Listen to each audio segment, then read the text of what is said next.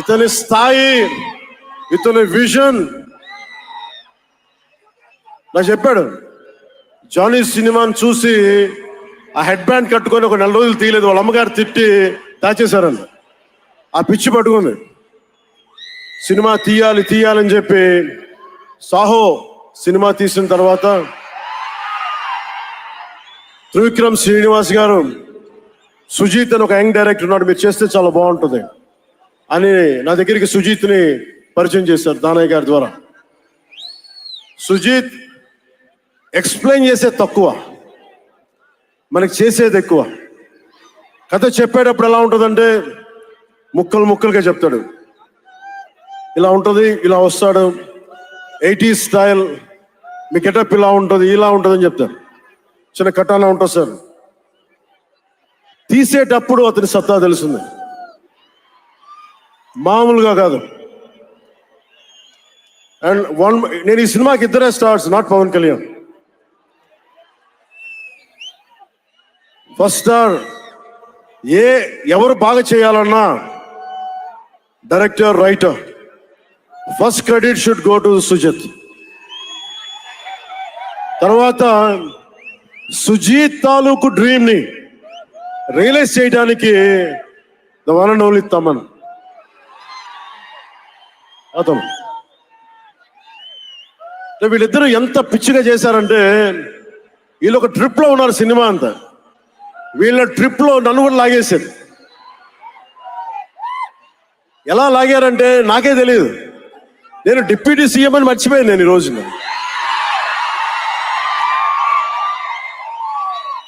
మీరు ఊహించుకోండి, ఒక డిప్యూటీ సీఎం ఇలా కత్తి పెట్టుకొని వస్తే ఎవరన్నా ఊరుకుంటారు చెప్పండి? సినిమాల్లో కాబట్టి చెల్లిపోయింది.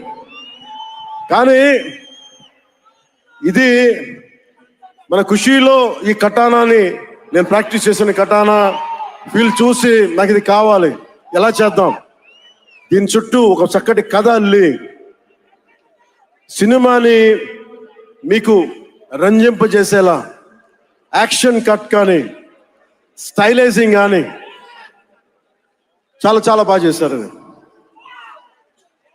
అలాగే డిఓపి రవిచంద్రన్ గారు క్లాసిక్ విజువల్స్ తోటి, మనోజ్ పరమహంస గారు, వీళ్ళిద్దరూ చాలా బాగా వర్క్ చేశారు. ఇంకొకళ్ళు సువి పాటినారు కదా మీరు,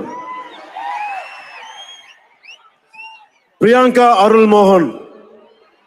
ఒక 80s లో ప్రియాంకాజీ ప్లీజ్ కమ్.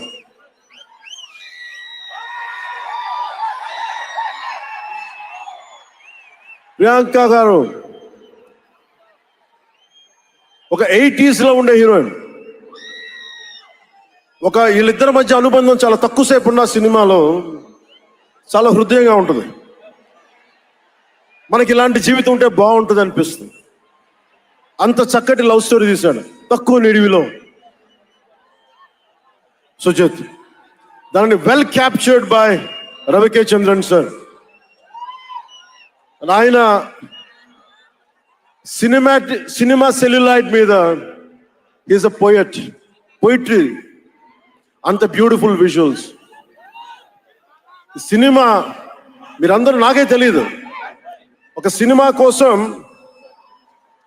ఇంతమంది ఎదురు చూస్తారు. నేను ఖుషి అప్పుడు చూసాను ఈ జోష్. అలాంటి జోష్ మళ్ళీ సినిమాలు వదిలేసి పాలిటిక్స్కి వెళ్ళిపోయిన తర్వాత మీరు నన్ను వదలలేదని నాకు అనిపిస్తుంది. నాకెంత